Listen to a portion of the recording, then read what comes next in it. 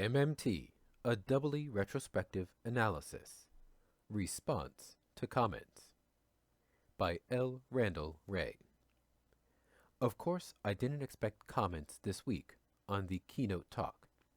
I know many will agree with the comment on Billy blog. I'm sure many of you found our site after following Bill's posts.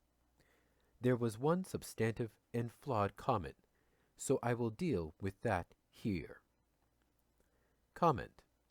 Quote, the Saudi principle, that's twice Professor Wray has used the term, referring, it would seem unknowingly, to the radiochemist Frederick R. Saudi, who demonstrated that interest continues to compound on the books after the bank money that offsets it is destroyed, directly contravening the MMT notion that inside debts net to zero.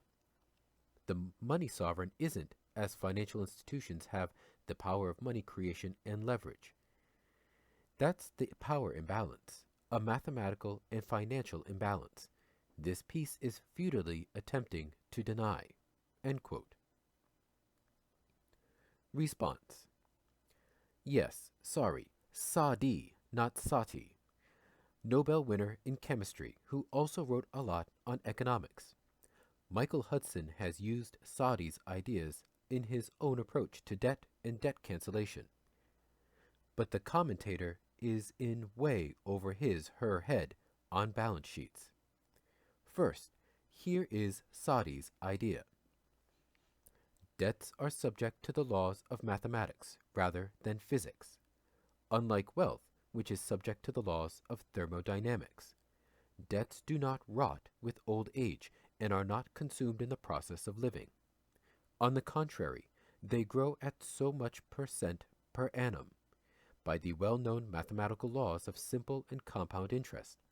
For sufficient reason, the process of compound interest is physically impossible, though the process of compound decrement is physically common enough.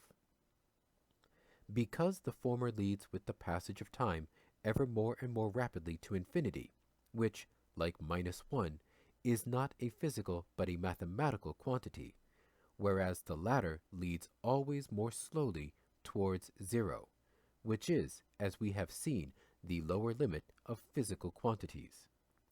You cannot permanently pit an absurd human convention, such as the spontaneous increment of debt, compound interest, against the natural law of the spontaneous decrement of wealth, entropy.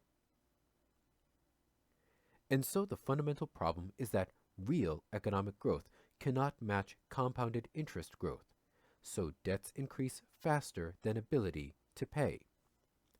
Now, I don't want to get into a debate about the links between real and nominal, laws of entropy applied to economics, and so on.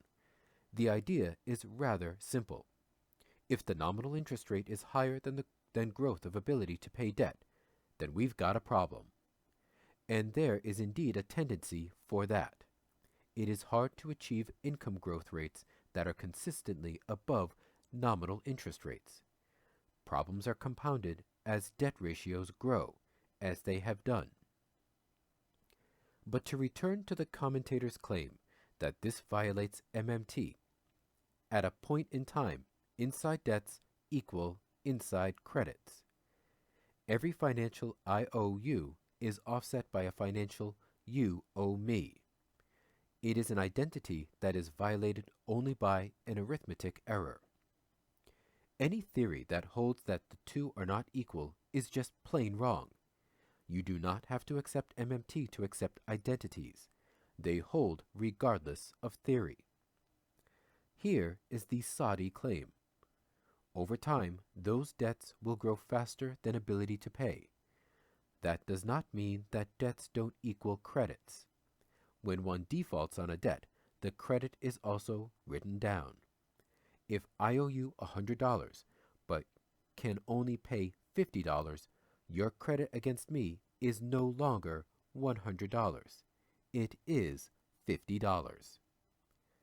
Debt cancellation wipes out the debts and the credits at the same time by the same amount. It is elementary, dear commentator. It does not violate MMT or any other theory. nor does bank leveraging violate MMT. Indeed, MMT has much to say about banks leveraging the state's high-powered money. You have not been paying attention.